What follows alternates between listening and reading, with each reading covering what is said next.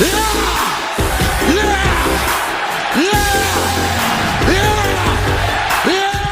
party peeps, what is up? It's your boy, the best Gabber in the biz. Another episode of Raw on the road to Crown Jewel, and as part of the cinematic Bloodline story, returning at peak full strength is officially in the books. So let's gab about it. First things first, let's talk about the overall theme of tonight. Here in the city of brotherly love, nah, fuck that. It's the city of whooping ass, because we kicked off right with Seth Rollins, right from out the corner of the parking lot, being like, yo, Bronson, it's on sight on your big ass, dude. Attacked him from behind, hitting him with his suitcase, calling him out, fighting all over the place, like once, twice, 3 times, before finally Adam Pearce is like, enough, enough, enough. You're both getting your matches. Now get out of my building. I need a drink. So it has finally been made official. Seth Rollins, Bronson Reed, Crown Jewel. I've said it before, and I'll say it again.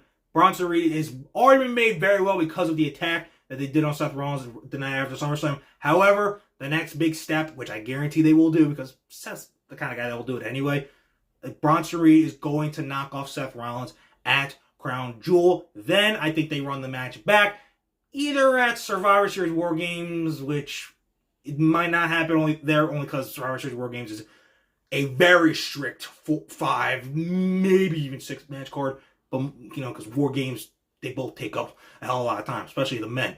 So either will happen there, or they'll do the match on like a Raw before we get to Survivor Series, and then Seth will win. And I could understand if they want to like have a tie-breaking match, if Seth just wins that before getting past that and getting ready for a feud with CM Punk, going into the Rumble, and then all the way to the match at WrestleMania. But being perfectly honest, I wouldn't be surprised if they really honestly decide to be like, Bronson wins 1, Seth wins 1. They're even, and we could call it back for another day. Once they get past Survivor Series, Punk and Seth is basically going to be like full on, let's go, let's do what we did should have done last year, you know, just no world title. But honestly, I am so freaking hyped for this match. I love when Seth really gets pissed off, because then he's that definition of just like, I'm gonna kill you, dude. I don't care if it's in your parking lot. I don't care if it's in your house. I don't care if it's up your ass, because that's where I'm sticking my foot. Bro, it literally just does not care. They're like, hey, sing my song, whooping ass. I don't care. But it's great. But yeah, sorry, dude. I have you losing that first match. So, Wade, get ready to cue the tsunami. You guys, tonight on Raw, we officially found out who the Wyatt Six next victim is. It has been teased for weeks, little scatters and plots all here and there, like classic Wyatt Six do.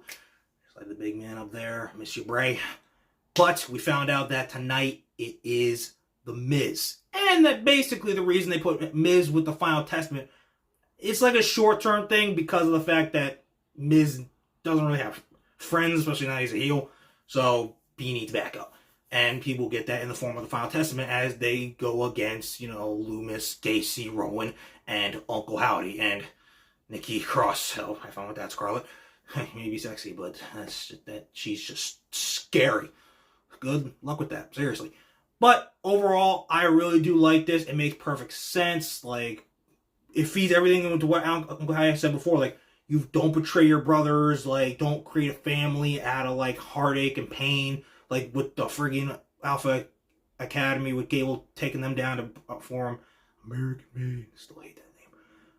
So it makes sense why he will go after Miz. And it's really kind of crazy, because if you were watching during when, honestly, Miz's, like, IC title stuff was very peak and during a weird and eventually dark time of late Vince, you saw how good the Miztourage was, and, you know, how they became the B team, even became tag team champions.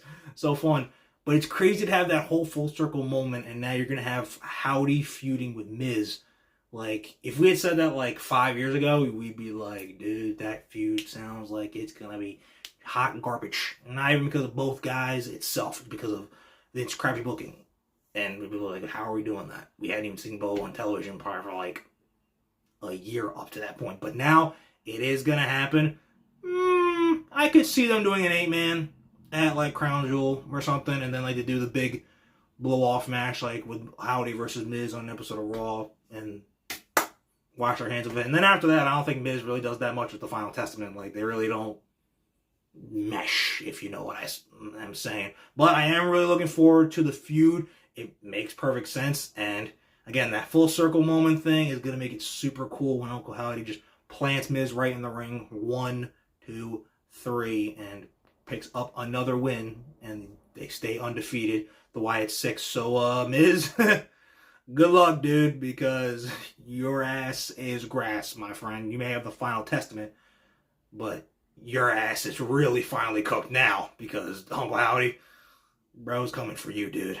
So, you've been chosen, and now you will pay for your sins.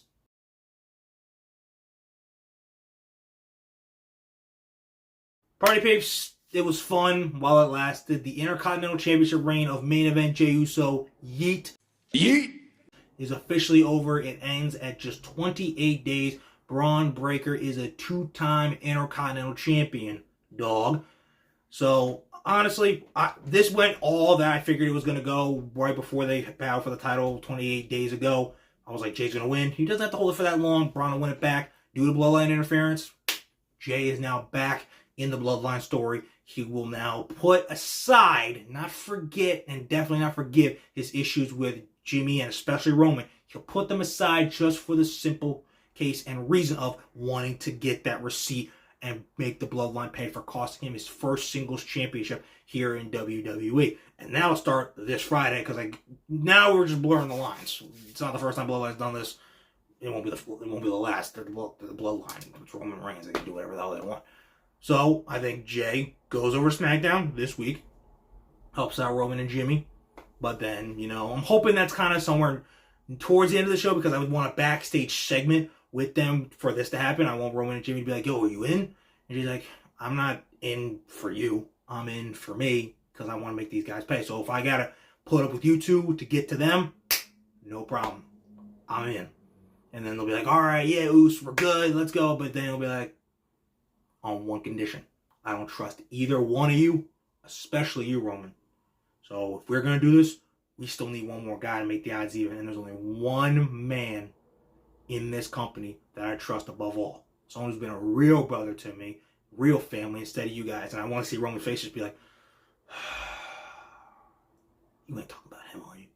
Are you really talking about him? And Jay's going to be like, yeet. Yeet! Exactly who I'm talking about. The former honorary Uso, our guy, future world champion, forever dog of main event Jey Uso, Sami Zayn. God, dude, haven't seen him since he lost to Gunther from that World title match. And Zayn not on TV makes you feel like I'm out of here. Ugh, Jesus. And before he has that great program with Kevin Owens as a result of going to the Bloodline, we need Sami back so he can be like, I don't want to join, but then have no choice because he's doing it for Jey, who is his bro, he's fam. And it's hilarious. This shit is going to make Kevin Owens crash out, dude, like more than he's done right now.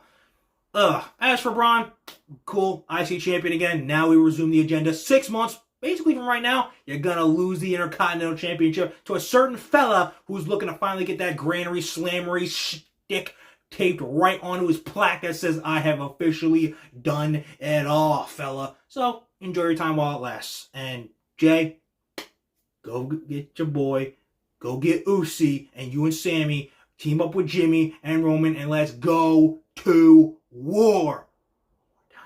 Yeet. Yeet. Okay, guys, that is Raw. We are dusky. Put it in the rearview mirror. We are done.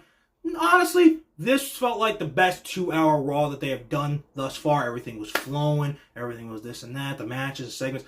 Everything felt good. Nothing felt too rushed. Nothing felt too meh. If they can keep this up for the rest of the year, I think they'll be just fine. And then when they go to the 3-hour, back to the Netflix, they, I think, have at least 2 hours and 30 minutes. I don't think they'll go a full 3 hours. I feel like tonight was a good blueprint. I will give them at least another 20, 30 minutes just to make everything be like, now we're really in it. But until we get to them, we still got Crown Jewel coming up. I know it still feels a little meh. But Rollins versus Reed's going to be really cool. And we do get Cody versus Gunther, even though the belt, again. But it is what it is. But before we get to that, we got another episode of Dynamite. This week, we got Shelton Benjamin versus Sammy Guevara. That match is going to cook as we still await Swerve versus Shelton that will happen the week after. And who in their right mind is going to get murdered by BCC and Jon Moxley this week, dude?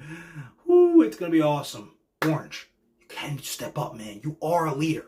Squeeze that freshly orange right out of you, man, and feel the power that can show you that you can be a leader and someday be AEW World Champion. And then SmackDown this Friday, Cody Gunther, they will come face to face for like pretty much the second to last time before they battle it out in the main event of Crown Jewel. And how is Kevin Owens gonna friggin' cause chaos, disorder all over the place again? And Randy Orton looks like he's gonna have to talk to a certain former mentor of his that, taught him a very important lesson to either adapt or perish when it comes to a little thing called evolution. So will he finally get his match against Owens at Crown Jewel? Guys, you're not going to want to miss any of these shows going down. You're certainly not going to want to miss what your boy, the best gabber in the biz, has to say afterwards. So keep on liking, and most importantly, damn sure keep on subscribing. And also, keep remembering that when it comes to talking wrestling, who better to gab with than Gabe right here. Okay, guys, hope you enjoyed Raw tonight. It was dope. Great icy title reign, Jay. But you know what you got to do next, my boy. Time to get oozy, fam. But deuces, and I will see you guys after Dynamite this Wednesday.